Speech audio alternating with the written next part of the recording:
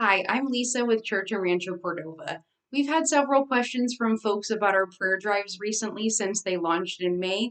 And I thought I'd make a video just to show you a little bit about how to use the program, what the different buttons do. That way it's a little bit easier to navigate the program when you give it a try.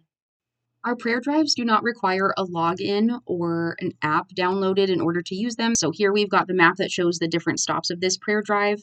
Here we have the introduction that can be read out loud to you, or you're welcome to read it yourself. You have your Google Maps links here.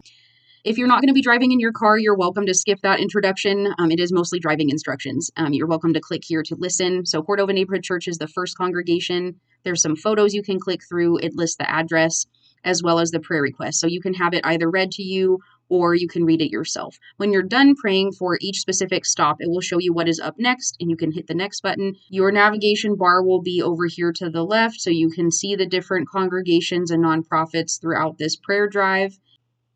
This is also helpful if you were not able to finish the prayer drive in one sitting. You can come back and start where you left off the last time.